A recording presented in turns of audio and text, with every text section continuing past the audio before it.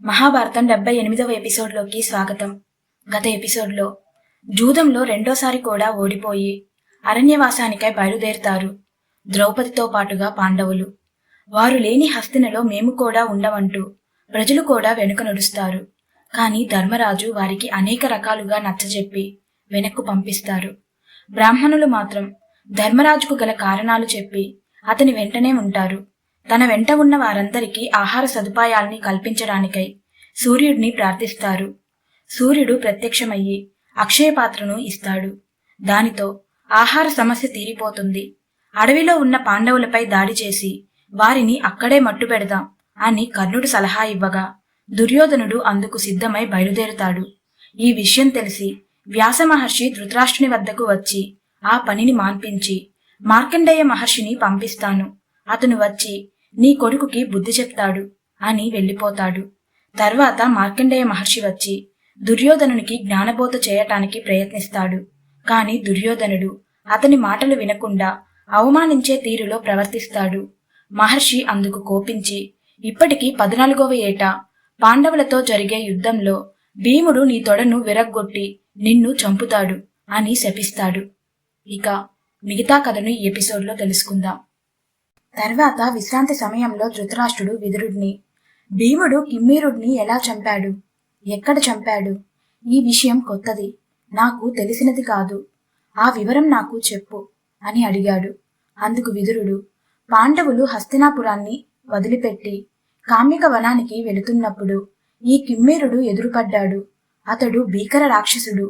మేకుల్లా నిక్కబొడుచుకున్న వెంట్రుకలు, ఎర్రని నిప్పుల్లా వెలుగుతున్న పిడికిటి మాత్రంగా ఉన్న కళ్ళు, పెద్ద కోరలు, చేతిలో వెలుగుతున్న కాగడతో ఉన్నాడు. అతడు పాండవుల ఉనికిని కనిపెట్టి భీకరంగా గర్జించి మాయను ప్రయోగించాడు. అప్పుడు అడవిలోని జంతువులు భయపడి కకావికలమై అడ్డదిడ్డంగా పరిగెత్తాయి. అడవి అంతా కల్లోలం రేగింది. ద్రౌపదీదేవి కిమ్మీరుడిని చూసి మూర్ఛపోయింది. పాండవుల పురోహితుడు మంత్రాలను చదివి ఆ మాయను తొలగించాడు. అప్పుడు కిమ్మీరుడు నేను బకాసురుని తమ్ముడిని, హిడింబాసుర మిత్రుడిని, వారిని ఈ భీముడు చంపివేశాడు. ఇప్పుడు ఇతడు నాకు అప్పనంగా దొరికాడు. 2 గుద్దులతో ఇతడిని పైలోకం పంపిస్తాను అని భీమునిపైకి దూకాడు. ఇద్దరికీ అక్కడ భీకర యుద్ధం జరిగింది. కొద్దిసేపు ముష్టి యుద్ధం చేసుకున్నారు. కొద్దిసేపు పెద్ద వృక్షాలను పీకి కొట్టుకున్నారు. కొద్దిసేపు పెద్ద బండరాలను ఎత్తి విసురుకున్నారు.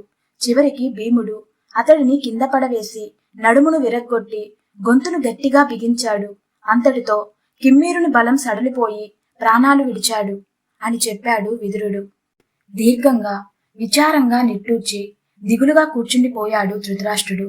ఇక అక్కడ కామ్యక వనంలో పాండవులు ఉన్నారని తెలిసి భోజ, వృష్టి, అంధక వంశాలకు చెందిన యాదవరాజులు, పాంచాల రాజకుమారుడు దుష్టద్యుమ్నుడు, చేది రాజ్యపు రాజు దుష్టకేతు, కేకయ దేశపు రాజు, వీరంతా పాండవులకు జరిగిన అన్యాయానికి మోసానికి బాధపడి ఆగ్రహించి ఏదైనా చేయాలి అన్న ఆలోచనతో పాండవులను కలవడానికి వచ్చారు. వారందరికీ పెద్దగా శ్రీకృష్ణుడు ముందుండి వచ్చాడు. కపటం, దుర్మార్గం, దురాశ, క్రూరత్వం కలవాళ్ళు ఆ శకుని, దుర్యోధన, దుశ్శాసనులు. వారి గుణాలే వారి రక్తాన్ని కళ్ళజూస్తాయి. ఎవరినైనా సరే అన్యాయంగా మోసగించి తాము సుఖాలు పొందుతుంటే వారిని శిక్షించాలని చెప్పేది సనాతన ధర్మం. అందుకని రాజులారా, మనం పాండవులకు సహాయంగా నిలిచి ఆ దుర్యోధనాదులను చంపి యుధిష్ఠిరుణ్ణి సింహాసనంపై కూర్చోబెడదాం అన్నాడు శ్రీకృష్ణుడు. అప్పుడు అర్జునుడు కృష్ణ, సృష్టి స్థితి లయకారుడివి నీవు. ఈ లోకాన్ని ఉద్ధరించడానికి మనిషిగా మనుషుల కోసం జన్మించిన వాడివి అంటూ శ్రీకృష్ణుణ్ణి చాలాసేపు స్తుతించాడు. తర్వాత ద్రౌపది శ్రీకృష్ణ, ఈ లోకంలో చావు పుట్టుకలకు కారణానివి నువ్వు, ప్రతి కదలికకు కారణానివి నువ్వు అంటూ శ్రీకృష్ణుణ్ణి రకరకాలుగా కీర్తించి కృష్ణ, నేను అగ్నిగుండం నుండి జన్మించిన యాజ్ఞసేనిని, నీకు ఎంతో ఇష్టమైన సోదరిని. నన్ను ఆ దుష్ట దుర్యోధనుడు ఏకవస్త్రునై ఉన్న సమయాన నిండు సభలో జుట్టుపట్టి ఏడ్పించాడు, వస్త్రాపహరణం చేయించాడు. గాంధీవం పడితే ఎంత వారినైనా హతమార్చే అర్జునుడు, ఎదురులేని భీముడు చూస్తూ ఉన్నారు. మీరంతా ఉండగా ఆ దుష్ట దుర్యోధనుడు ఒక్క క్షణం కూడా బ్రతికి ఉండకూడదు. కాని అతడు బ్రతికే ఉన్నాడు. ఆ దుర్మార్గులు ఈ భీముణ్ణి చిన్నప్పుడు ఎన్నిసార్లు ఎన్ని విధాలుగా చంపాలని చూశారు. ఈ పాండవులను, నా అత్త కుంతిని ఎలా ఆ లక్క ఇంటిలో కాల్చాలని చూశారు. కృష్ణ, అయినా సమస్త సృష్టికి మూలమైన నీవే నా సోదరినివై ఉండగా నాకెందుకు ఇలా జరిగింది? ఇలా సభలో మానభంగం చేయ ప్రయత్నిస్తున్నప్పుడు నీవు ఏమయ్యావు? ఎక్కడికి వెళ్ళావు? అని ఏడుస్తూ అడిగింది ద్రౌపదీదేవి. యాజ్ఞసేని ద్రౌపది, నిన్ను అవమానించి నీకు ఆగ్రహాన్ని కలిగించిన వారి భార్యలు కూడా నీలాగే ఏడుస్తారు. కొద్ది రోజుల్లోనే అర్జున భీముల యుద్ధకాండకు వారి తలలు తెగి నేలరాలతాయి. అయినా నీకు అలాంటి అవమానం జరిగిన సమయానికి నేను ద్వారకలో లేను. ఉండి ఉంటే నేనే స్వయంగా వచ్చి జూదం జరగకుండా ఆపేవాడిని. కాని ఆ సమయానికి నేను సాల్వునితో యుద్ధం చేస్తూ ఉన్నాను. ఆ సాల్వునికి సౌభగము అను ఒక విమానం ఉంటుంది. అది నగరం అంత పెద్దదిగా ఉంటుంది. ఆ సౌభగ విమానాన్ని సాల్వుణ్ణి నాశనం చేయ ప్రయత్నిస్తూ ఉన్నాను అని ధర్మరాజు వైపుకు తిరిగి, మయసభలో నీవు రాజసూయ యాగం చేస్తున్నప్పుడు నాకు ఆగ్రాసనం ఇచ్చారని నన్ను శిశుపాలుడు నానా దుర్భాషలాడాడు కదా. అప్పుడు చివరికి నా చక్రంతో అతని శిరస్సును ఖండించాను కదా. శిశుపాలుని మరణవార్త విన్న ఈ సాల్వుడు, నా మిత్రుని చంపిన శ్రీకృష్ణుణ్ణి చంపేస్తాను, అతడి ద్వారకను నాశనం చేస్తాను అంటూ ద్వారకపై దాడి చేసి, శ్రీకృష్ణుడు ఎక్కడా, ఆ దూర్తుడిని చంపిగాని నేను వెళ్ళను అంటూ ద్వారకాపురిని చిందరవందర చేస్తూ వాగుతూ తిరిగాడట.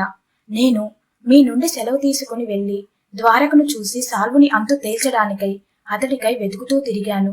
అతడు ఒక భీకరమైన ద్వీపంలో సౌభగ విమానంతో పాటు ఉన్నాడు. నేను నా పాంచజన్యాన్ని పూరించి అతడిని యుద్ధానికి ఆహ్వానించి అతడిని సంహరించి ద్వారకకు తిరిగి వెళ్ళాను. అప్పుడు తెలిసింది మీకు జరిగిన అన్యాయం గురించి.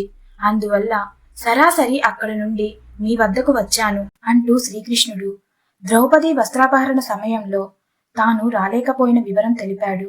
ఆ తర్వాత దుర్యోధనుడి దుర్మార్గానికి భవిష్యత్తులో తప్పక తగిన శిక్ష పడుతుందని చాలాసేపు ముచ్చటించుకొని ఆ తర్వాత వస్తున్నప్పుడు తన వెంట తీసుకుని వచ్చిన అర్జునుడి భార్య తన చెల్లెలు అయిన సుభద్రాదేవిని వెంట తీసుకుని పూజలు అందుకొని ద్వారకకు వెనుతిరిగాడు శ్రీకృష్ణుడు.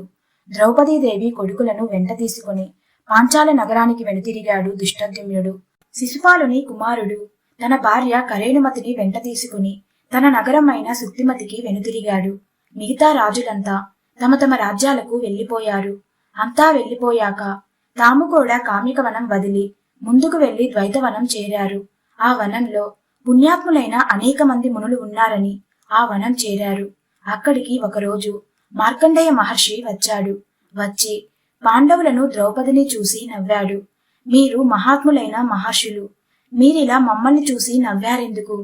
ఇంతవరకు ఎవరు వచ్చినా విచారించి సానుభూతి తెలిపారు అని అడిగాడు యుధిష్ఠిరుడు. నేను అహంకారంతో నవ్వలేదు ధర్మరాజా. త్రేతాయుగంలో శ్రీరాముడు తండ్రి ఆజ్ఞ పాలనగా ఒక ధనస్సును మాత్రమే తీసుకుని అడవికి వెళ్ళాడు. అతను ఋష్యముఖ పర్వతంపై ఉండగా నేను చూశాను. ఆయన ఎంతటి వీరుడంటే అతను కథనరంగంలో నిలబడితే దేవదానవులెవరూ నిలవలేరు. కాని సత్యపాలనకై అడవులు తిరిగాడు. దీనివల్ల మనిషి తాను గొప్ప బలవంతుడిని అని అహంకరించి ధర్మం తప్పకూడదు అని అర్థమవుతుంది. ఆయనలాగే ఇప్పుడు నీవు కూడా అడవులు పట్టి తిరుగుతున్నావు. నీవు కావాలంటే తక్షణమే కౌరవులను జయించగలవు. కాని నీవు తలెత్తుకున్న సత్యం ఆ పనిని చెయ్యనివ్వటం లేదు. ఈ సత్యనిష్ట, ఈ ధర్మనిష్టలే ఈ వనవాస అజ్ఞాతవాసాల తర్వాత నిన్ను గెలిపిస్తాయి, హస్తినాపుర సింహాసనంపై కూర్చోబెడతాయి. అందుకని నవ్వాను అని అన్నాడు మార్కండేయ మహర్షి. ఆ తరువాత ఆయన వారి నుండి సెలవు తీసుకుని వెళ్లిపోయాడు. తరువాత భగదాల్భుడు అను ఒక గొప్ప ముని వచ్చి, ఈ ద్వైతవనంలో భృగువు, అంగీరసుడు, వశిష్ఠుడు, కశ్యపుడు, అగస్త్యుడు ఉన్నారు. నీవు వారిని పూజించి సేవించు, వారి వలన నీకు మంచి జరుగుతుంది అని చెప్పాడు. ధర్మరాజు అలాగే అని అలాగే చేశాడు.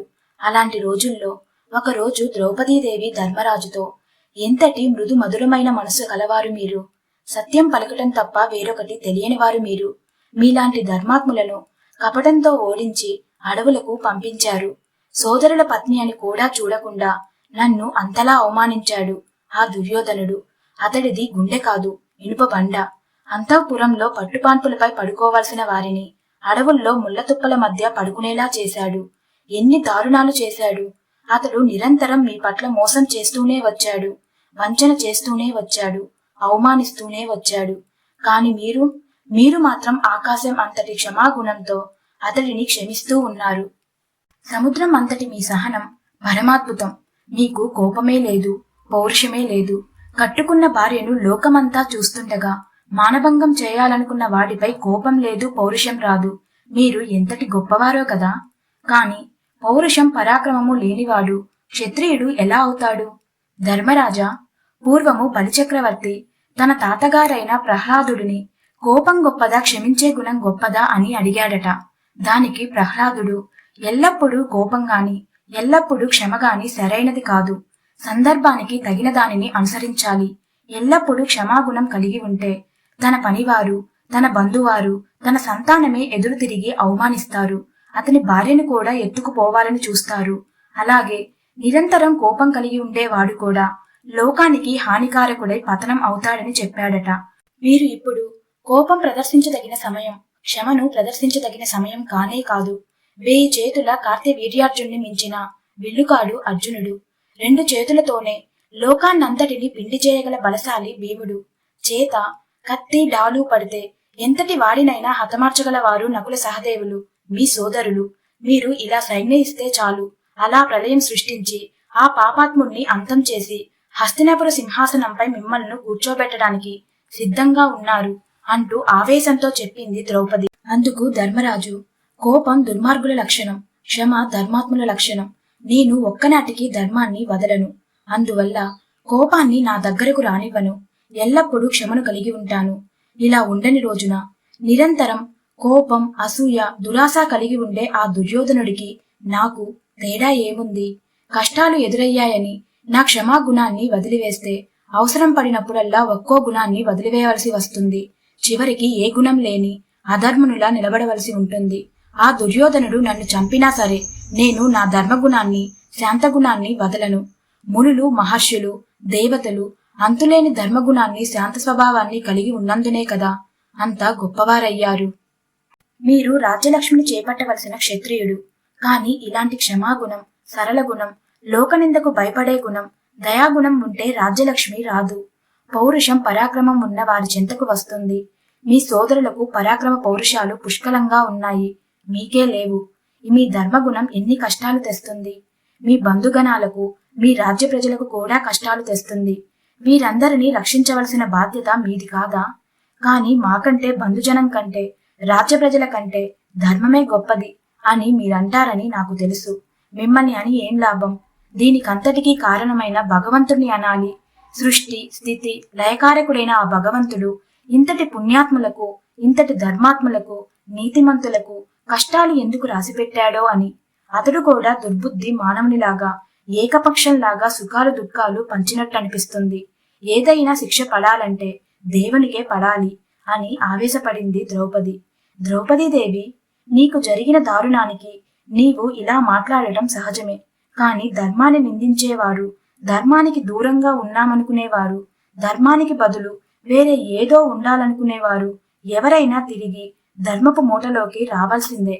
ఈ మానవ సమూహాలు ఏమైనా ఒక్కటిగా ఈ లోకంలో జీవించాలంటే ఏదో ఒక రూపం ఉండి తీరాలి. అలా ఉండేదే ధర్మం. అలాంటి ధర్మాన్ని వదిలి నేను ఎలా ఉండగలను? నేను ఎలాంటి ఫలితాన్ని ఆశించకుండా ధర్మాన్ని పాటిస్తున్నాను. వేదం అలాగే చెప్పింది. ఒక రాజు రాజ్యాన్ని స్థాపించటం ఎంత ముఖ్యమో ధర్మాన్ని స్థాపించటం అంతే ముఖ్యం. మరి నేనే ధర్మ మార్గం వదిలాక లోకానికి ధర్మ మార్గాన నడవమని ఎలా చెప్పగలను? అందుకని ద్రౌపది, నీవు ధర్మాన్ని గాని భగవంతుణ్ణి గాని నిందించకు అని అన్నాడు ధర్మరాజు. నేను భగవంతుణ్ణి గాని ధర్మాన్ని గాని నిందించలేదు. కాని పల్లెల్లో పెట్టిన భోజనాన్ని కలుపుకొని నోటికి అందించాలి కదా, అప్పుడే కదా తినగలిగేది. అది ప్రయత్నం చేయాలి కదా. రాజువై ఉండి రాజ్యలక్ష్మికై ప్రయత్నం చేయమంటున్నాను, అంతేగాని వేరొకటి కాదు. ఇకపై మీ ఇష్టం. రాజ్యం కోసం ప్రయత్నం చేస్తారో, ధర్మం కోసం కందమూలాలు తింటూ ఈ అడవుల్లో, ముళ్లల్లో, రాళ్లల్లో జీవిస్తారో అని ఊరుకుంది ద్రౌపదీదేవి. ద్రౌపది ధర్మరాజుల మధ్య జరిగిన సంభాషణ ధర్మరాజును ధర్మానికి మరింత అంటుకునేలా చేసింది. కాని అక్కడే ఉండి వారి మాటలు వింటున్న భీమసేనుడిలో మాత్రం ఆగ్రహాన్ని కలిగించింది. ఇక మిగతా కథను నెక్స్ట్ ఎపిసోడ్లో తెలుసుకుందాం.